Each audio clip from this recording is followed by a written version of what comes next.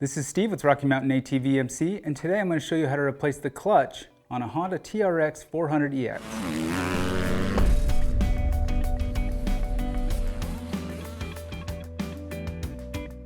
No matter what type of riding you do, clutches take abuse.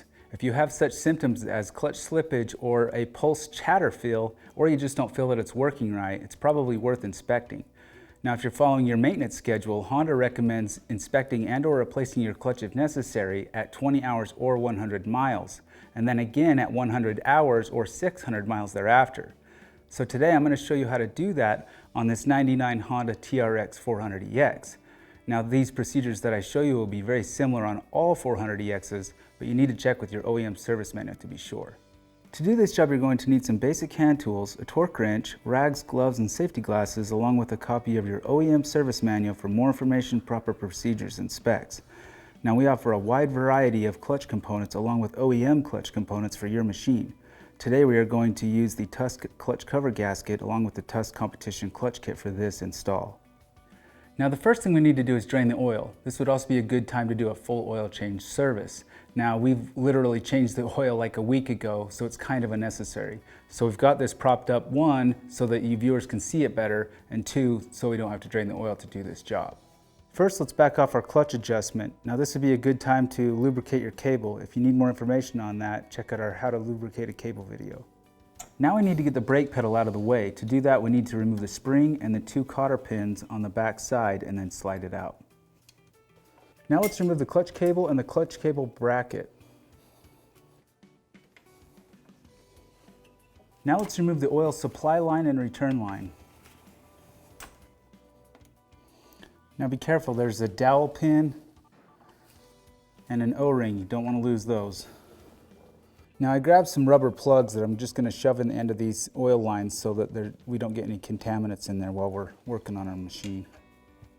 Now let's remove the clutch cover. I'm going to do that by breaking all the bolts loose with a quarter turn first in a crisscross pattern and then removing them.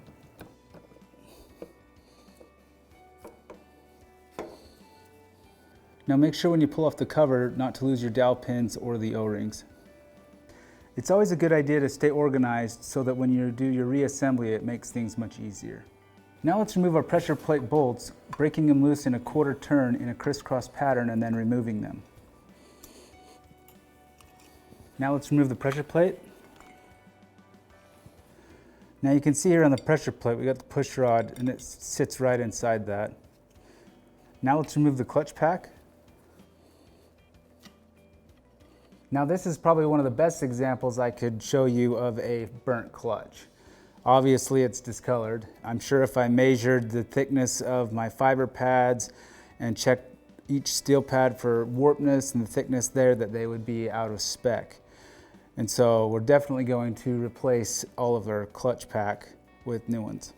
Now if you were going to inspect your plates, go ahead and use a caliper and measure the thickness of the fiber plate in multiple locations to get an overall reading of the overall thickness, and then refer to your service manual for that spec. And you can do the same thing on your steel plates. The thing that you need to do on your steel plates as well is stick your steel plate on a flat surface and use a feeler gauge and check in multiple locations underneath it to check for warpage to make sure that it's flat. And there's a spec in your manual for that as well. And that's pretty much what you need to do to determine whether you can reuse your clutch plates or just replace them. But most of the time they're pretty inexpensive. Just go ahead and replace them. You're already into your clutch and it's much more efficient that way. Now when inspecting your clutch basket, your inner hub and your pressure plate, you want to obviously look on the flat surfaces of your hub and your pressure plate for grooving. If that's the case, then you'd need to replace them. Obviously you want to look at like the bearing, make sure that it's moving freely and that the push rod doesn't have any abnormal wear. They generally don't. Now on the inner hub and outer basket, you want to look for grooving where your plates ride. What happens is because they engage and disengage, they wear grooves, and if the grooves get deep enough, it becomes very hard to pull your clutch in and release. So if that's the case, then you need to replace your clutch basket and your inner hub. Now ours are in pretty good shape, and so we're going to continue on and clean our gasket off and install our new clutch pack. Now on these machines, the gaskets like to stick on there real well, so you can use a razor blade to get those off and some contact cleaner and a rag. Just take your time and be careful not to damage the surface.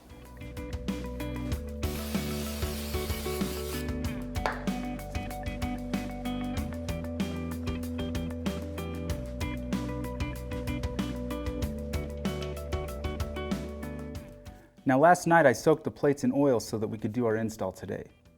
Now that we have everything cleaned and prepped, let's go ahead and start installing our clutch pack.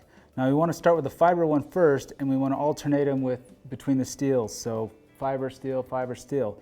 Now what I want to point out with the steel ones is if you can feel the outer edge of the plate, one side is more round and the other side is sharp. You just want to make sure that all your steel plates are facing the same way. So all your sharp edges that way and all your round edges that way, or vice versa.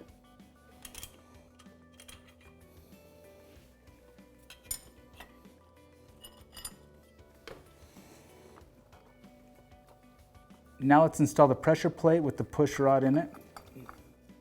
Now before we install our springs and bolts, let's switch them out with the tusk ones. Let's install it in a crisscross pattern and torque it to 9 foot-pounds.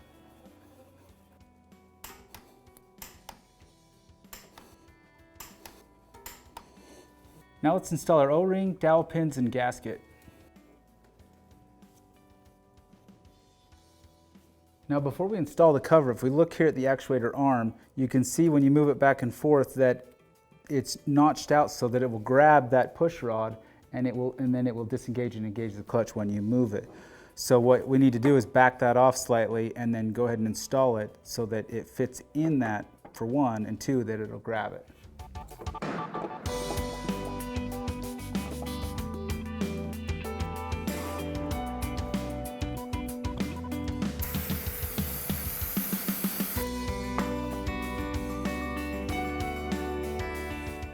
Now let's install the clutch cover bolts, the clutch cable bracket along with the clutch cable, and then we will torque them all in a crisscross pattern to 7 foot-pounds.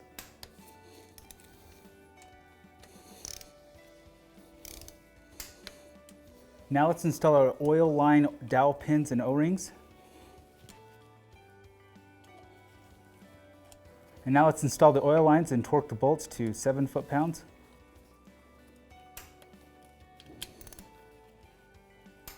Use contact cleaner and a rag to clean off any excess oil on your engine. Now let's put a little grease on our brake pedal and install it along with the cotter pins.